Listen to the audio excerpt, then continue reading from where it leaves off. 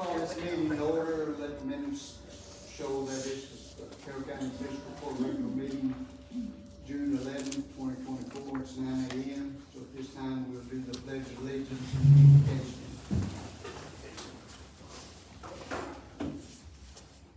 Pledge Allegiance to the flag of the United States of America and to the republic for which it stands, one nation, under God, indivisible, with liberty and justice for all. Our dear Heavenly Father, again, Lord, we're so thankful that we're here. Our freedom allows us to meet and talk about our local communities here and the business of it, Lord. Just thankful that Judge Willwood is back at the seat here as well. I'm thankful for the strength that you've given him and his family through this recovery process, Lord. Be with all those others that are ill in our community and need your healing hands. Be with our men and women that are protecting our freedoms both here and abroad. Our EMS, firefighters, and ambulance crews, law enforcement, all those folks that take care of us on a day-in, day-out basis, Lord. Just again, be with us throughout this time. These things we ask in the name of Jesus Christ. Amen.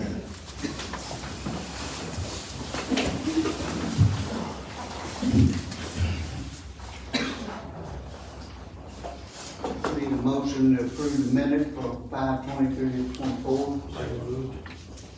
Motion Clay, second by Benzie, all in favor, say aye. Budget transfers, need a motion. I'll make that motion. Motion by Scott, second by Clay, all in favor, say aye. Invoice approval. Motion by Clay, I'll second. second by Benzie, all in favor, say aye. We have a field representative here for Congress Massey, Stacy Rockway, if you'd like to talk. Appreciate you being here, Stacy. Certainly, thank you, Judge, magistrates. Just wanted to, remind everybody that I am the field rep up here. If anybody needs anything at the federal level with constituents, top 5 calls we typically get are Social Security, Medicare, veterans benefits, disability, and IRS. But if a constituent, neighbor, friend is having any issues at the federal level, please feel free to give us a call. And if we can't work on it, then we'll, get them in contact with the correct person. We have our brand new handy dandy brochures with all the correct counties on it. So if anybody wants this also lists some of the things that the Congressman's office can do. And if you all ever need any help with federal grants, we're happy to write a letter of support for that because it's our tax money that goes to Washington, D.C. to fund those, and the Congressman's happy to try to bring those back here. And I just had one really brief update, and you all may already know this, that the bridge out here, our office spoke with Jake Ryle not too long ago, a week or two ago, and they're still working on the environmental study, which seems like that's been taking a long time, but you didn't hear that from me. But the other thing is they are planning a public hearing this summer on the bridge, probably sometime in, I think it was July or August. So, be looking out for an announcement about that. They'll come down and bring people in to talk about what's going on, maybe options. They're not really specific on what the public hearing is going to cover, but so hopefully that will happen, pretty soon, and maybe that means things are moving forward finally on that. Anyway, I'll stay till the end of the meeting in case anybody has any questions or comments to pass on to the Congressman. And that's the other thing, is always feel free to contact the Congressman's office if you support a bill, oppose a bill, something's going to affect, Carroll County, the industries, something like that. The Congressman does want to hear from you. We have about 750,000 constituents in the district, and we're lucky if we get 20 calls a day. So, give us a call. And put these for up here, if you don't mind. I have a couple left over in case anybody wants one. And again, thank you very much for your time. Thank you. Thank you, Stacy. Thank you. Stacy's been real helpful to us on certain things, so. But anyway, moving on. Roger Phillips is, I guess, transitioning the fiscal court to comprehensive paper system, so paperless system. Yep, so past few weeks I've been working with Deputy Judge Tracy.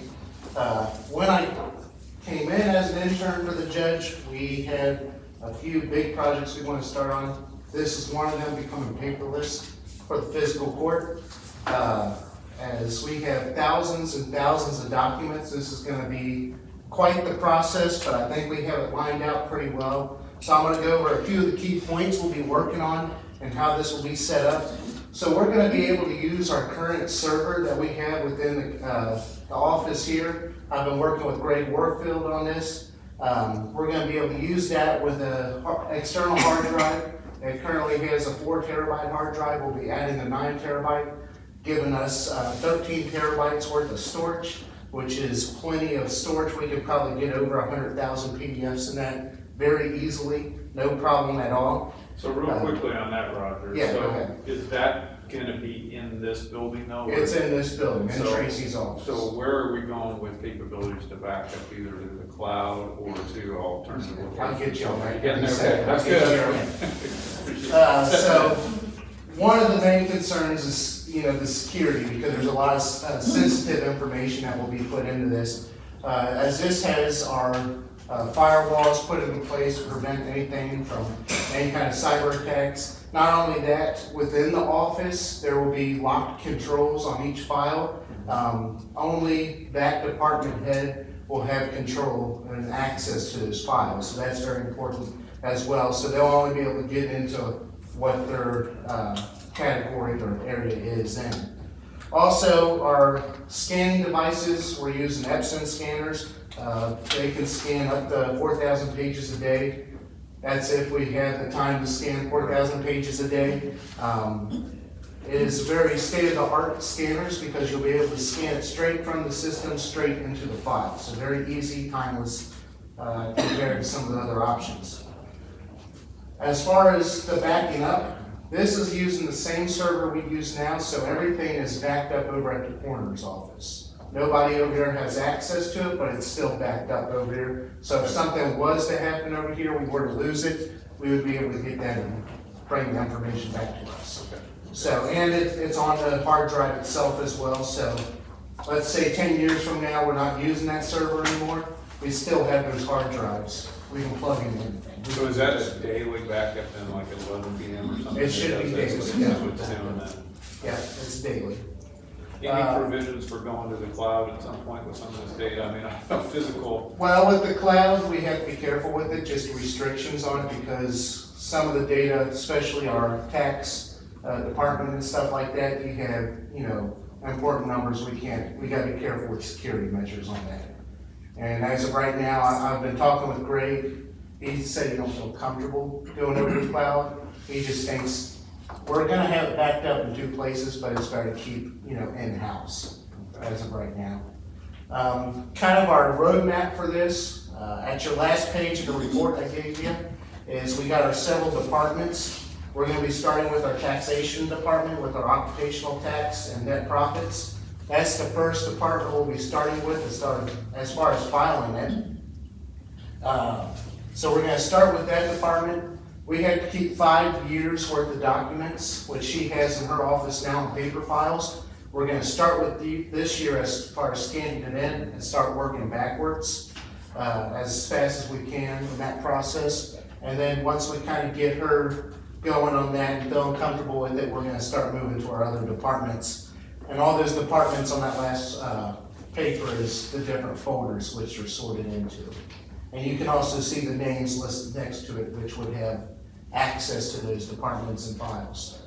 So just the timeline of this, as I said, there's thousands of documents. It's probably a couple-year process in doing this. Just we gotta file everything as we go forward and then slowly work backwards as we can too. So that's the main key points of this. Any questions about it, concerns? No, I very much appreciate your efforts on this because we are incredibly antiquated here. So we need to take that step into the 21st century. So I think this is a really big first step. And I don't know, do you envision, I guess, would have some sort of a policy around how we're gonna, because you've kind of got a framework here for that, but to develop that, how we're gonna do, even I think about a lot of documents that are printed today probably don't need to be printed, they be printed to PDFs and uploaded, you know, that type of thing as well. So just like, you know, obviously we got this backlog and stuff we can do, we're going forward as well. So bottom line is, love what you're doing, love what's proposed, and I think it's great. When we first started talking to Roger, when JCTC, that was one of the questions that was brought up about looking at doing this, so, now since he's kinda got used to being here and whatever, so that's just another project that we're looking at getting going forward, so. And I would even support, I mean, if we need, you know, we do have a lot of documents and your workload doesn't allow you to do it, you know, getting additional, we put the kids at the baseball field, coach second, or, you know, umpire third base, so why couldn't we get, you know, some additional, an intern or something to help with, just to getting this done, because we gotta push through this mountain. Yeah, but there's certain things we have to look at when, especially when there's taxes. and Oh, I stuff. agree with that. How secure that's gonna be, we don't let that out there, we don't want public information, private information. That's what we do. Thanks, Roger. Thank you. Appreciate it. Anybody got any other questions for him? I don't, nothing, I think that I got more little things, but we'll talk about it, nothing of significance. Okay, Thank you. thanks. Thank you. Sheriff Ryan. Everybody's got a copy of the settlement, I believe. We took in just shy of $9.5 million, and due to the rounding and the computers and all that kind of stuff, there was a difference of $4.30. So that's the settlement. I think we just need a vote on that, just to make sure that you all are okay with it. We had to, we need a motion to accept Sheriff I Goff. got a motion to accept the statement of settlement for 2023 taxes. Motion by Scott, second by Clay, all in favor say aye. Thank you, gentlemen. Budget transfer, or, I'm sorry, budget for 2024-25, second reading, final adoption. Need a motion, second for. Need a motion to have the reading. So moved. Motion by Clay. Second. So, I have one question, another one as well. So that we had a couple things come up on that, and I'm gonna talk to Debbie just briefly. Been gone for 2 weeks, so didn't get a chance to catch up on this earlier. But there was a couple minor issues, and again, lots of numbers going around, so by no means was the process perfect.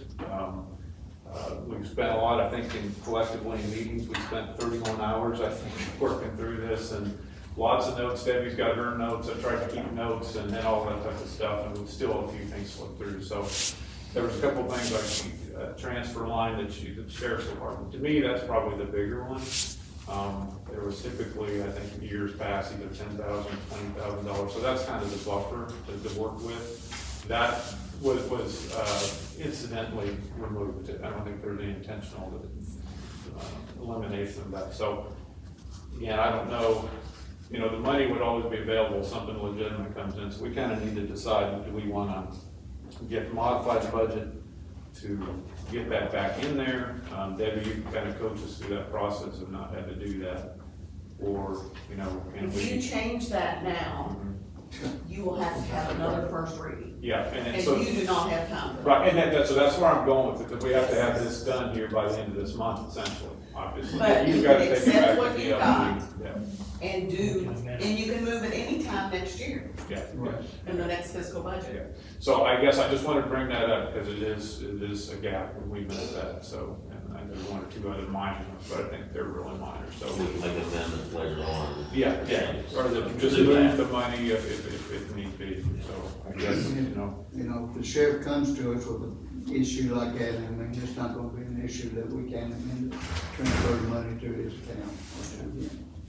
So I guess with that, so there's a motion on the floor, right? Motion by Clay, second by Benji So, to I approve. mean, I support it, just wanna make sure we, you know, we do it on public record. There was a couple of missteps there. Again, we gotta continue to refine this process and opportunities. Nick, Go vote. I'll make a motion to. we already did that. Yeah. Okay, all right. Now therefore be it ordained that the Carroll County fourth fiscal year budget for 2024 to 2025 set forth as follows in the general fund. This is appropriations and revenues. General fund, $5,240,840. Road fund, $1,817,718. Jail fund, $3,198,841. LGEA fund, $946,057. State grant, $10,000. Federal grant, $173,664. Ambulance fund, $2,464,902. Solid waste fund, $314,628. Parks and Recreation fund, $511,139. Sheriff fund, $1,557,702. 911 fund, $27,005. 911 wireless fund, $180,010. Insurance fund, $80,000. Clerk, Senate Bill 135, $44,370. And the opioid settlement, $268,674 for total budget appropriations and revenues for the county, $16,835,514. I'll make the motion to approve that. Make a motion by Scott, second by Clay, all in favor say aye. Okay, the next category is bid opening for the asphalt, and Nick, you have that? Only one. We do have a representative here from Lincoln. Equal contracting.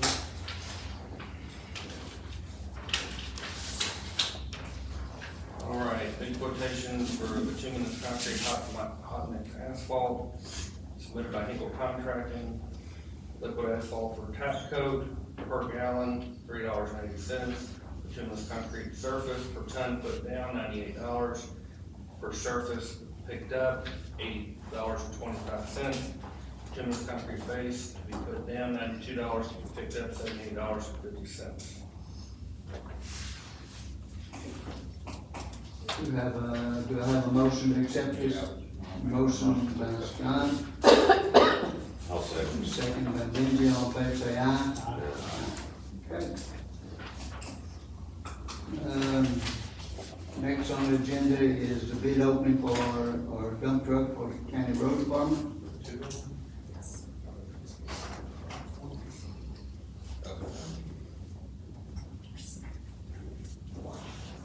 Okay. There was one bid received from Chuck Bryant on the 22nd, and then one received on the 30th. So, we'll do the 22nd first.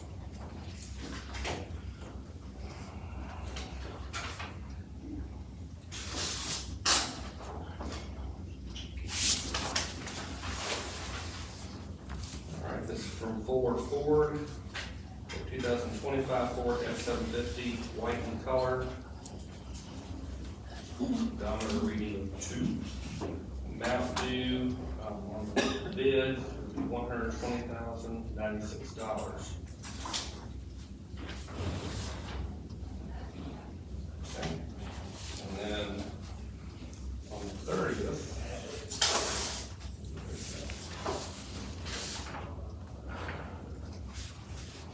all right, so this is for bid option number 1.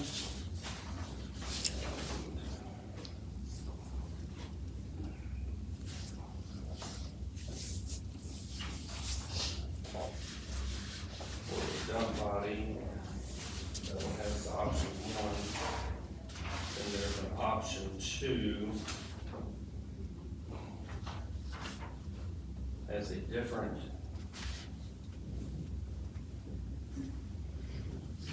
Looks to be the same, this one is a 2025 Ford F-750 Oxford White, $122,096.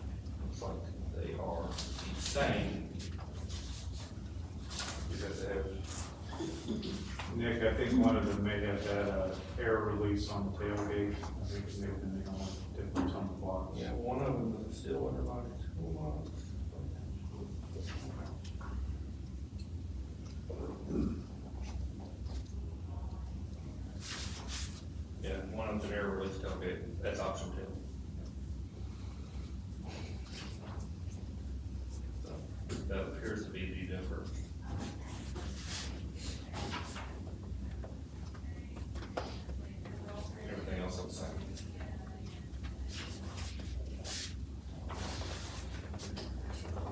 Okay, so, because you took the lead on this, didn't you? Yeah, so basically where we're at on this, again, we have the international 2012, it's been a it's been a bit of a lemon here as of recent. We put a lot of money, we just got word, that it's ready to come home again. They have a lot of confidence and take that for what it's worth, that it's gonna run. So we were left without a truck to pull the trailers up there, so we moved to actually purchase another truck, and we found this at a dealer up in Cincinnati area. Bottom line is, in parallel with that, we also looked at, the quote unquote, you don't use Cadillac anymore, I guess we could use Lexus or something for, Kenworth and all that type of stuff. And why, I think, from a life cycle cost, that's probably the better option overall, but it's a whole lot more money. It's like $180,000, and obviously getting the truck and all that, but it's hard to kind of think, it probably justifies. So that's through a state contractor, so we didn't have to go through the bid process. So I guess the question is, do we want to go ahead with this bid? It's a $750, we've had those for years, it's a diesel, with proper care and stuff, that will give us a decade or better, good service. We've got a salt box to go in it, I have to make a decision. I know the next question will be, we're gonna get a plow for it. I have my opinions, I think we plow the old International till it's gone, but anyway, that's probably the next question. So I guess at this point in time, my recommendation would be to go with this forward and get it. They'll have to outfit it with the bed, that's built into the cost. Okay. So I'll make a motion. Motion by With Scott, I'll second seconded by Lindsay to go with the 754 truck bid, Which bid? be the second bid. second bid. Okay. All in favor, say aye. All opposed? Where are y'all gonna pay for that from? I think we'll end up doing that on our ARPA fund. Okay, Kaylee needs to know that so she can get that resolution ready. The next, item on the agenda is the bid opening for the surplus list. I know this is quite lengthy, probably. So, I think Nick's going through them right now. I'm trying to group them. Okay. To what I can tell.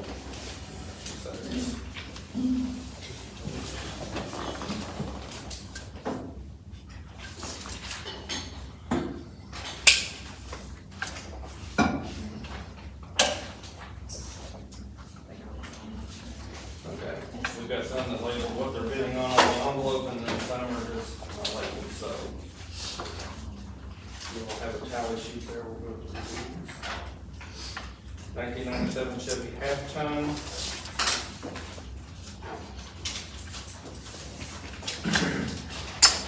Bid submitted by Anthony Hehe for $404.04. How much is that? $404.04. Sounds like a Tony deal. John Deere Dozer. Submitted by Danny Hahn, $8,600. Murray Mower. Danny Hahn. That says $30. I think that's 30. We're gonna go with that. GMC dump truck.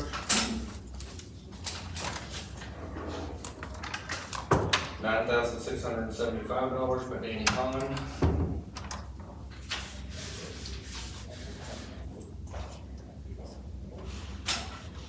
The Ferris mower 155/002.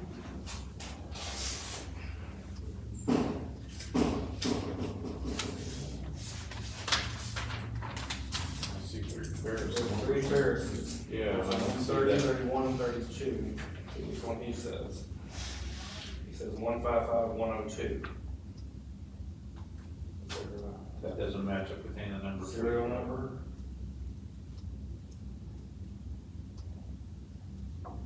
Nothing matches. Danny Hahn, $302 for lay that out there beside it. This is the Ferris, item number 22, which is the M31, submitted by Philip Major, $751.51.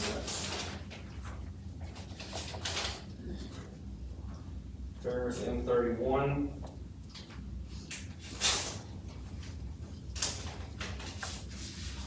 Submitted by Danny Hahn, $302.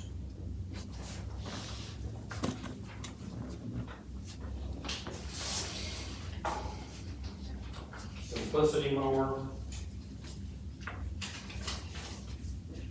Submitted by Connie Cox, $200. Simplicity mower submitted by Marvin O'Neill, $75.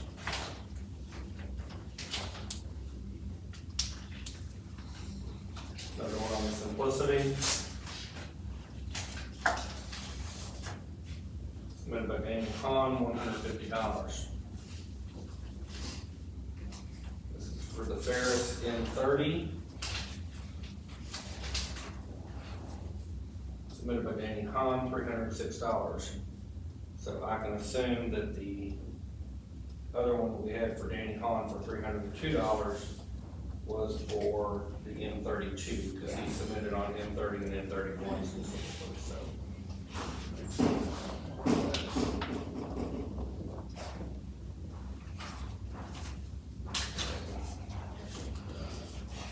The Ferris mower M30, submitted by Marvin O'Neill.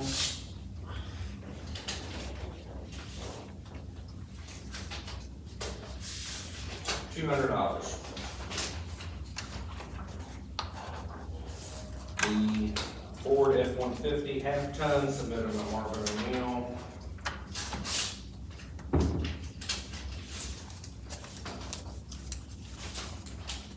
$500. Is that the 2008 or the 2009? The 08, It's the old. item number 19 on your list. And you said that was how much? 500. Banded wood chipper.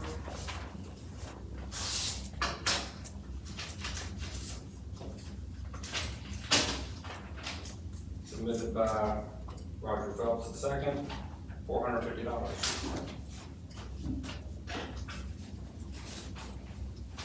These are the unlabeled ones. On the Murray riding mower, submitted by Estel McAllister, $50.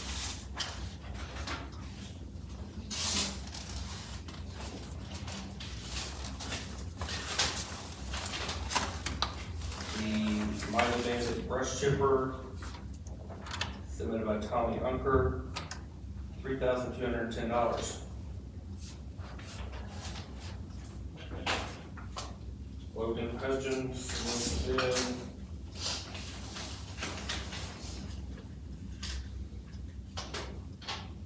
The New Holland mow tractor, $6,051.61.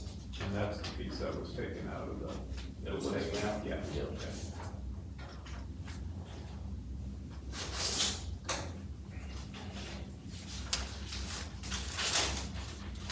Keith Temple submits a bid on the F-250, $5,007.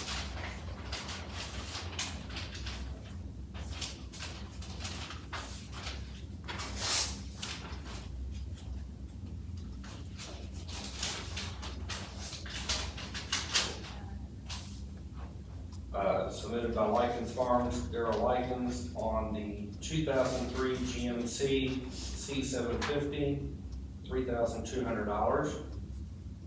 On the Ferris zero turn mower, number M32, $510.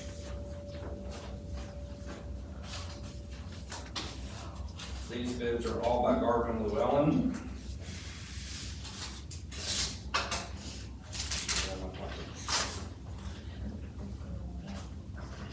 For the 2008 F-150 half-ton, last four digits of the VIN, 4235. which is item number 19, $601.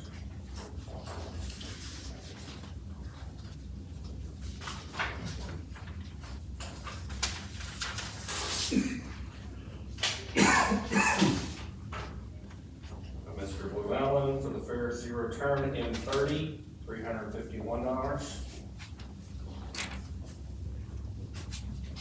By Mr. Llewellyn.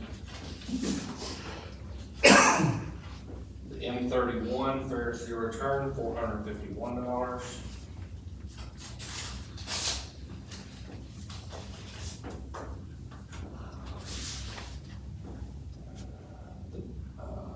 Buyer's tailgate spreader, bumper mount, salt box, $26.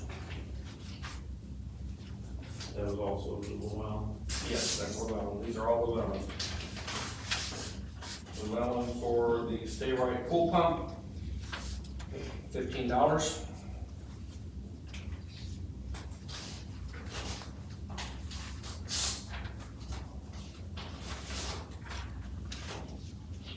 Flat bottom boat, aluminum, Camp Cossack, $6.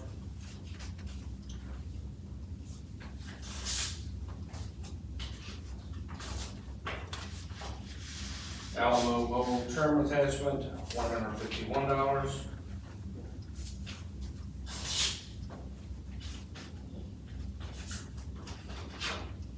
Fair Zero Turn M32, $801.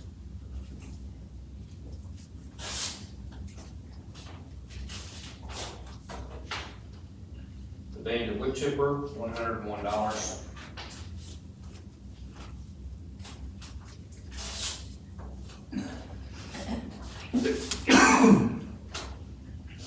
The HTC road widener shoulder box, $65.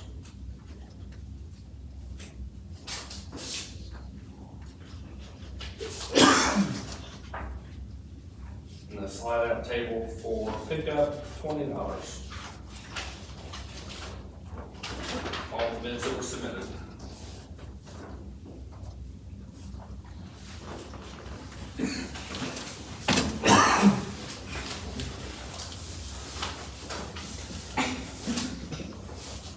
So for things that did not get a bid that presumably will be scrapped, do we have to do anything like, Just get a motion. just get a motion to say these are just gonna be Motion scrapped? to destroy.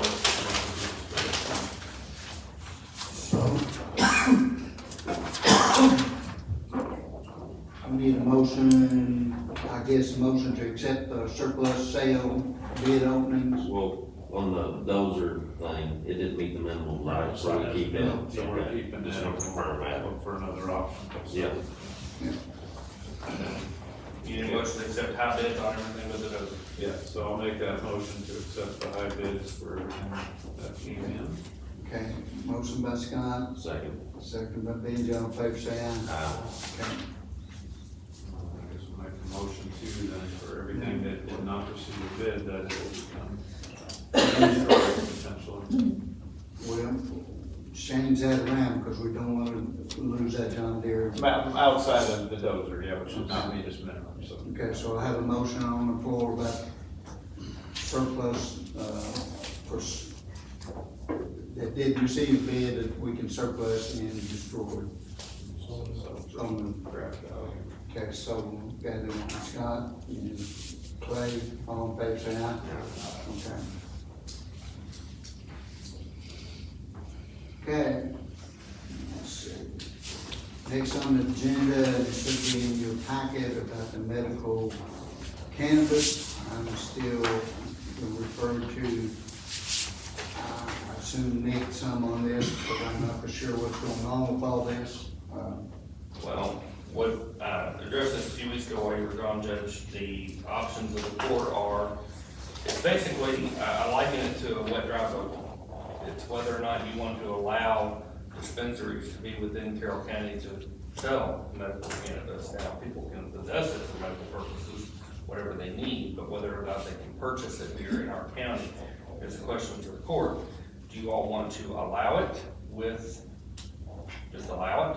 Or do you want to not have medical cannabis dispensaries within the county? Or do you want to allow it with taxation? Or do you want to put it on a referendum vote to the voters? Well, and the other component with that too, it's not just the dispensaries, but it's also the ability to grow and the ability to package. So there's those other two components, but when you do a resolution that you're gonna prohibit it, that takes everything off the table. So like, to this point, you can still possess, but you would have to go to an adjacent county. It's set up like districts, so they're essentially following the transportation mapping, so we would be part of District 6 essentially. And so they would allow for 2 dispensaries in all of District 6. And then growers, I think there's 3 different scales of growers. I think there's 1 or 2 of the big ones, and then they go down. And this is part of the first wave.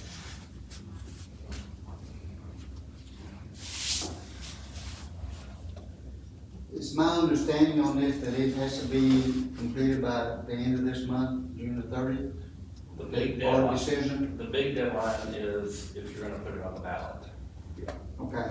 That's the main time sensitive. If that's the direction you're gonna go, then yes, we have to have, Danielle's gonna have, to finalize ballots. Otherwise, we essentially have till really the end of the year. I mean, because if you don't have anything in place, then that basically opens it up for anybody to apply for licenses. And that opens up, I think, July 1 is where they can start applying for licenses, regardless of whether this respective counties made a decision on what they're going But to do. they won't actually open until Yeah, exactly. I think my recommendation is to put it on the ballot, that it would be for this year, your recommendation. Let the residents of the county decide, yea or nay on this. So, Yeah, I personally could go either way. I guess from one a personal perspective, I'm not against it from the standpoint that, having a child that, went through multiple health issues and took all kinds of drugs and stuff for pain and everything, and that's, what a lot of this is. I see an advantage of it, and I know there's also the side of, some people consider it a gateway drug, depending on who you listen to and look at, all those type of things. So I think I'm somewhere on the fence. I think at the end of the day, though, regardless of what we do, even if it was prohibited, people that need it are still gonna have access. still gonna be here. The way they're setting up the model with the number of dispensaries is such that it's within an hour's drive, to actually get it. And I think you can get up to a 30-day supply, those type of things. So even if we would prohibit it, either as a court or a referendum, people would still have access to it. It's gonna be something that's gonna help them. So I'd say kind of on the fence on it. I could really go either way. I'm just putting it on the ballot. I think it's, let people make a choice if they want it or not. Yeah, I'm kind of Scott, on the fence. I guess Danielle, if we were gonna do it, this is the time to do it, I guess, from the standpoint that we've got a major election. If this was an off year, I would say no. No, Because the expense associated with this, I would assume we're gonna eat that. But because it is a presidential election, obviously it's coming anyway, so, I guess I would almost say, is there something you can do, or do we know what the cost, some of that stuff's gonna be and stuff to do that? Danielle, do you have any thoughts on it, or do you need to research that? Or? To add it to the ballot? Yeah. There's already a couple of other amendments that are gonna be on there, constitutional Okay. amendments, so it would just go right along on there with them. Okay, so it's not a major undertaking or significant cost burden or anything associated with that? Not really, no. It's just more meeting the deadlines and getting it on there. Okay. I'm good with okay, that. so you gonna make the motion on that? Yeah, I'll make that motion, I guess, so Nick, I know one of the other magistrates had asked to, put this together. So we kinda need to go back through this, cause this was more, did we have the option in there to select that? Nick, you're more familiar with this. Yeah, so you have the one here for the referendum. Right. So- What I read is, Yeah. So because this, I think the process too, once this is made, this has to be submitted to the state, so they know what direction we're going, right? I think it's in the training, if I remember, so. Okay. Motion on the floor and second by Clay. Motion by Scott, second by Clay. All in favor, say aye. And that's to put it on the ballot for this year. If we need a more particular resolution, I'll have it ready for you next time. Yeah, that's what I was Thank wondering, you. if they're not this much. Okay. We're down to judge's comments, the next item on the agenda. Sorry. As y'all can see, I appreciate everybody that's been involved while I was out for health issues. I appreciate everything everybody done, being involved in my recovery. Recovery's still going. It's, it's a slow process, but everything's on the other side of that. I know the magistrates here have all stepped forward, and county attorney, all the office staff, and everybody has been involved. So it was appreciative that everybody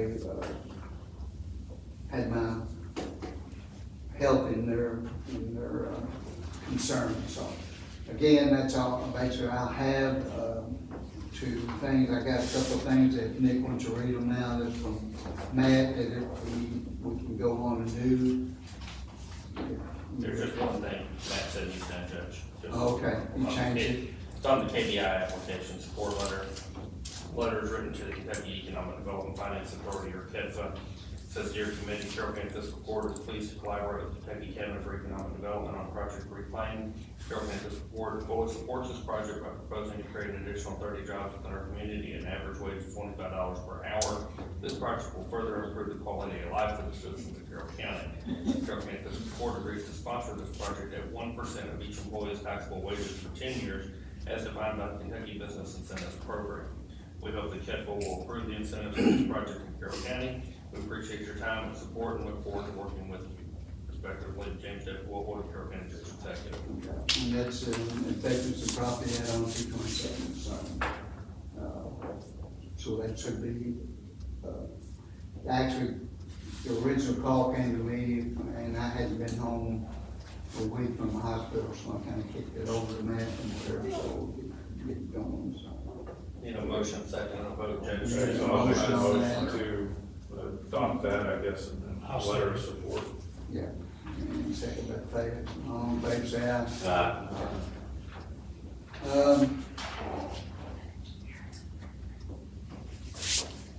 We do have tomorrow some stuff that we applied for St. Pat's will be here tomorrow sometime.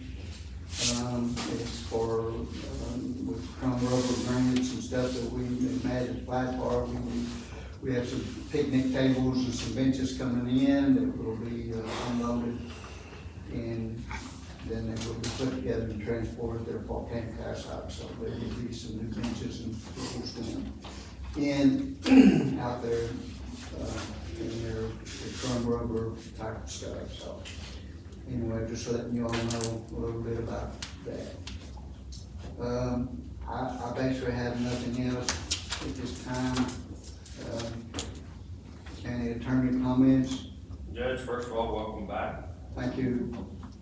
I notice you haven't come to see me yet. You must be trying to keep that stress level down.